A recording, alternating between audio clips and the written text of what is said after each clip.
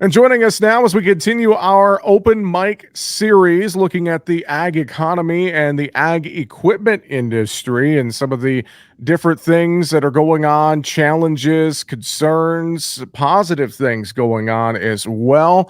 We're bringing in now the CEO of Mahindra Ag North America, Mahindra Automotive North America, and Mahindra Brazil, Viren Popli, President and CEO for Mahindra, with us here today. Viren, thanks so much for the time. Welcome into AOA. How are you, sir? Very well, Jesse. Thank you so much for having me on AOA, and it's a pleasure to be here. Well, I'd love to just start with your thoughts overall. It's no secret that the U.S. ag economy is under some pressure. We're getting into a down cycle. A lot of challenges ahead for farmers and ranchers, and really throughout the agribusiness industry, and the ag equipment industry is not immune to some of the challenges right now. As you look across the broad scope of agriculture and what's going on with Mahindra right now, what's your perception and view of where things stand with the overall ag economy here today? Yeah, I guess it is a challenging time, Jesse, and you're absolutely right. And there's a lot of concern about where this is headed over the near future. Right now, we've got more chaos, both globally. So the U.S. ag industry is so integrated into the global ag industry, so it's not like isolated to the U.S. So what happens around the world impacts rural America in a big way. And all the chaos we are seeing in the Middle East now with the dog strike that's happening, the ability to export, the ability to get into the global markets is going to be challenging. And also the volatility of pricing around the world is going to be challenging as well. So yeah, it is going to be an uncertain time. Let's just put it like that. I think I'm not seeing clear blue skies up ahead. It is a little cloudy. It is going to be a rough ride, but I think over the longer term we should be fine. But I think in the short run we will see significant volatility in the market.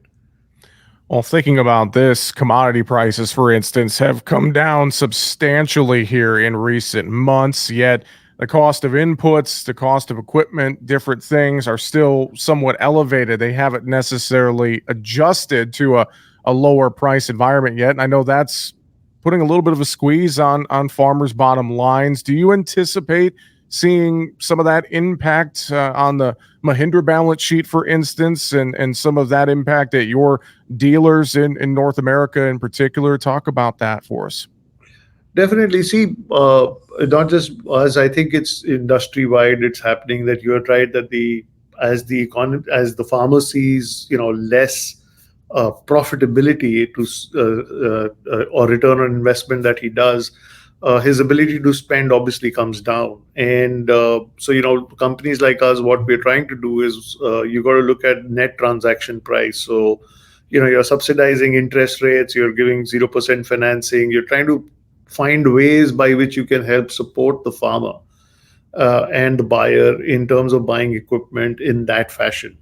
Also, you're trying to build more and more equipment that delivers better return on investment as compared to previous cycles. So you're continuously trying to improve the return on investment on the productivity side. So those are the things that everyone's trying. We are trying. We are doing the same thing as well.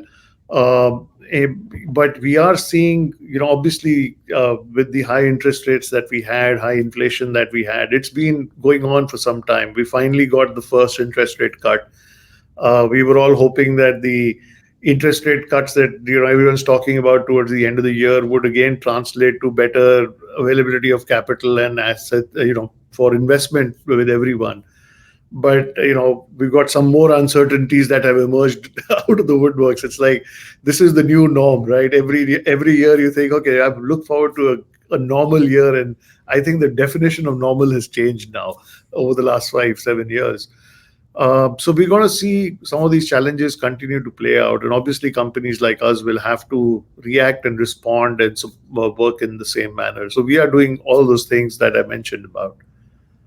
Well, and thinking about supporting farmers and ranchers, you hit on a couple key points there, and I think about for instance, maybe more leasing happening from dealerships, et cetera, et cetera. Talk about maybe from that perspective, for the end of the year, how are things going to shape up in terms of leasing or new equipment purchases? And what are some of the things that Mahindra is proactively doing right now to help farmers and ranchers? Could you maybe expand on that a little more for us? Sure. So, obviously, year-end buying is going to be in place, right? And, we don't know what the new tax regimes are going to look like depending on what happens and stuff like that. So I think everyone's going to try and figure out how to save as much as they can in this situation. And, in that environment, I think that's what we are trying to do is actually subsidize the interest rates, because I think that's a huge chunk of what a customer actually ends up paying, right? So if you pay interest rates on $10,000 for 84 months, you're going to end up spending a significant chunk of money, which adds to the value of the product. So what we are trying to do is to say, okay, while is there a short-term benefit we can provide to our customers by subsidizing the interest rate element, and therefore, kind of you're just paying for the equipment, not worrying about interest, which is a sizable benefit that exists for customers today. And almost 100% of the stuff is bought on either financing or leasing. So how do you provide that and make that happen? And that's what we're really working on. In the short run, I think that's what we can do in the next 3 months. But in the longer run, there's a lot more that we're doing. But in the short run, for the next 3 months, that's what we're really focused on. Talking with Viren Popli, President and CEO for Mahindra North America. Viren, thinking about innovation, let's talk about some of the work that Mahindra has been doing there, really even since the COVID pandemic in 2020. How have you guys been changing to meet the needs of farmers and ranchers in the current marketplace, so to speak? Can you talk about some of your recent innovations? Sure. So, what we do is we actually so Mahindra is the world's largest farm tractor manufacturer. So we have huge volumes that we can leverage on whatever technology we want to introduce, right? So, for example, all our new tractors, we are putting in telematics into the product. Now the bigger tractors don't get stolen. You know exactly where they are and what's going to happen. But smaller tractors tend to get missing with some frequency. So we've started putting telematics into all our tractors so you can track the product. We introduced a new tractor where you can actually get a sense of how much of the loader capacity you're actually using, and that's something that we're introducing. So you know exactly how much of the capacity is being used by you at any given point in time, so that there's a cost, right, to time and fuel, right? If you're underutilizing your product by 30%, you've extended your work cycle by 30%. So instead of spending an hour on something, you're spending 30% extra time to do the same job. So how do we make sure that you're using your tractor to the full capacity, so as to be able to save time, to be able to get things done, and you're not overutilizing it so that you damage the product, because they're expensive, downtime is expensive and stuff like that. So we're also looking at how do we provide the farmer tools to be able to use his equipment at the optimum level and therefore save time, and that is money, right? Similarly, we are working on how do we make it easier for you to use a product. So in the sense, you want to do a headland turn, getting 100%, 180-degree turn. See, high quality labor in the market is not, everyone's competing for high quality labor today, right? So if you don't have high quality labor, agriculture actually needs a certain set of labor capability to be able to run that equipment perfectly. And nothing's more difficult than doing the perfect headland turn, right? How do you make sure that you turn it around and don't miss a piece of land in between, and you're able to do that? I think that's one of the most difficult. That managing 4 different things simultaneously is not easy. So we are trying to create equipment where you press a button and it lifts the equipment, turns the tractor, brings it back into its place, drops the equipment, allows you to continue. So we are trying to create technologies that make it easier, and at the same time allows you to use not necessarily as experienced labor to be able to do the same job. So how do you create low automation, not the fully autonomous. I don't think we're ready for that yet. But I think low cost autonomous, or what I call driver assist or farmer assist, is something that we really focused on. And to that point, I'm glad you brought up automation and thinking about that and the explosion of automation and artificial intelligence, for instance, and just technology as a whole and its broader impacts in agriculture and farming and ranching as we maybe crystal ball and look out the next 5, 10 years. Do you see more of that technology coming into play in terms of the ag equipment sector? I think you don't have a choice, Jesse, in terms of where this is headed. I think that we're all going to have to go down that route. Uh, think about it, and I'm just going to taking cars as an example, just to build a parallel for you, right? Slowly and steadily, the blind spot indicator has become something we can't live without anymore, right?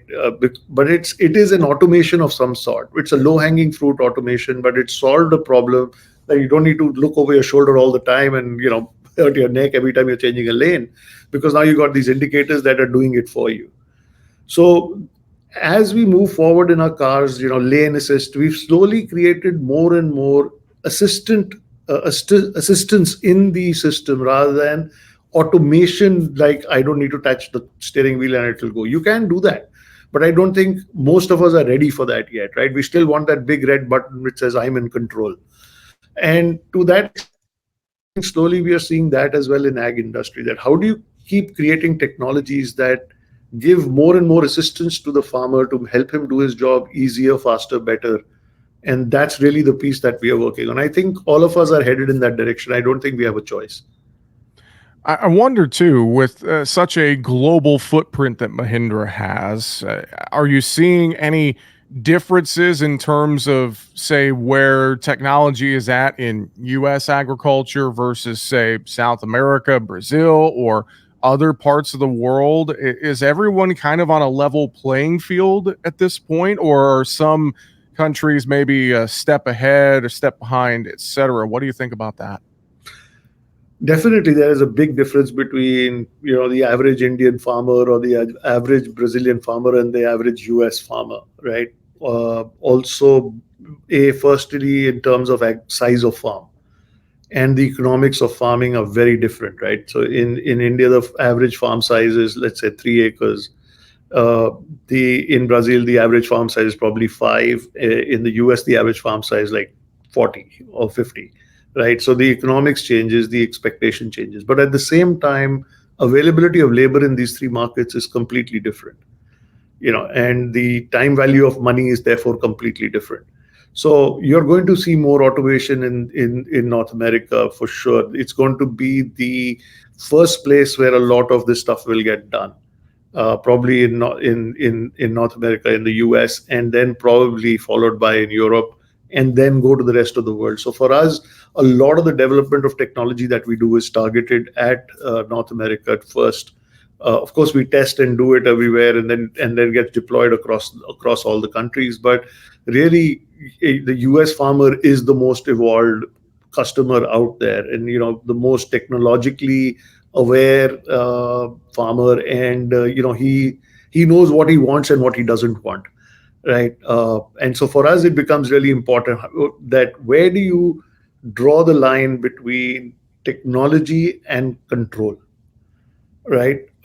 Because the US farmer wants the technology but doesn't want to give up control, and we need to walk that line very, very, very carefully. It's a fine line to walk, and it's a great thing to think about here as technology evolves across agriculture here over the next several years and decades ahead. Viren, this has been a fun conversation. Really appreciate your perspective as we kind of close out our conversation here today.